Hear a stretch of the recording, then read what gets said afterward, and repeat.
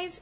So it's been a long time since I filmed a book haul, and I haven't accumulated a lot of books. I think the last one I did was in August, so no, maybe September, my birthday haul. So here's my October, November, and December book haul. Okay, I want to talk about two books at the same time just because they go together. And it is Michael Faudet's Bittersweet Love and The Universe of Us by Lang Leave. And they don't technically go together, but I mentioned their other books, and they just happen to be in a relationship, and they always like dedicate their books to each other, and I absolutely adore their books. Falling in love is not rational. It's madness. A beautiful, wonderful moment of magnificent insanity. And then hers is, he and I collided like two predestined stars, and in that brief moment, I felt what it was like to be immortal. They're so good. They're so good. And I can just read these over and over and over again. The next one is a graphic novel, and it is Fresh Romance. There's a bunch of different authors in it and different illustrators. This is just volume 1, so I'm not too sure how many there will be, or if there is a volume 2 and so on, but I grabbed it because I liked the cover art, and I'm a sucker for fluffy things, but yeah, so pretty cool.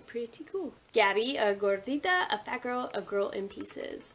It's a YA book. I have yet to read it, but I saw the cover of it and I was like, oh my goodness, I have to read this. I'm excited to get into it, so I will start it soon. The next book is this fairy tale collection, and the only reason I bought it was because it had Beauty and the Beast on the cover, and I am a sucker for Beauty and the Beast, and I just thought this is really pretty. Now, these are the Barnes & Noble collections. They have a lot of these, and there's a bunch that I kind of want to get just because they're really pretty. Once I have enough space, I hope to create a room of books with a lot of bookcases and just books and books and books, and I want to have like a classic section where it has these really beautiful spines like this. I've been wanting to read a lot more fairy tales, so I got this one. So, my family cat passed away a couple weeks ago, I would say. His birthday was actually this month, and he didn't make it to his 17th birthday.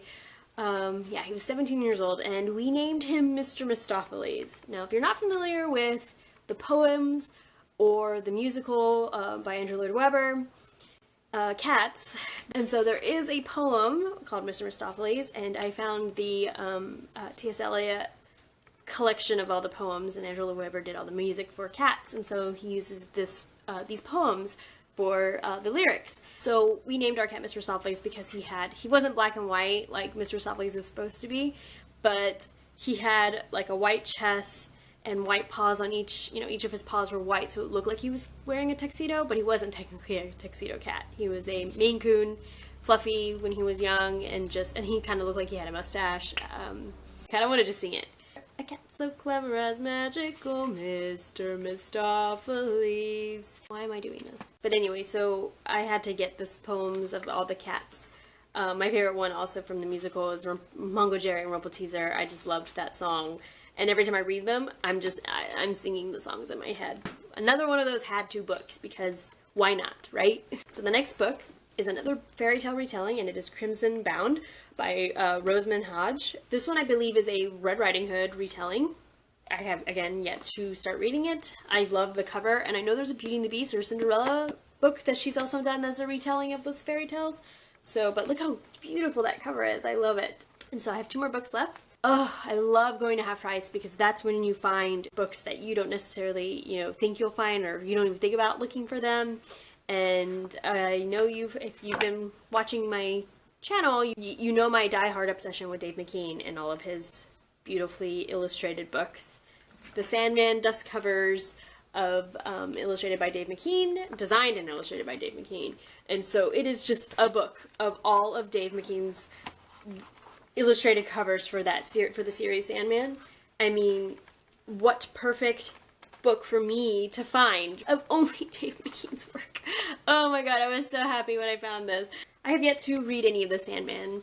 I have yet to start reading Sandman. So I'm sorry to the other illustrators who work hard on these books, and for some reason, I just can't do it. So luckily there's things like this that, give me my Dave McKean, and I can I love his work.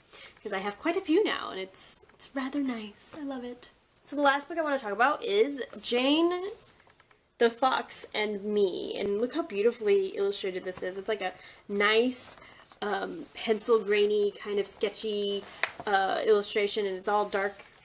But then so it's about a girl, and then it's also, you'll see bits and pieces of Jane Eyre. So see, it's this colored, so you can kind of tell the difference between like which storyline you're in, I guess. So I think she's reading Jane Eyre, and she's kind of like finding a connection with Jane Eyre and herself and her life and stuff, if I'm not mistaken.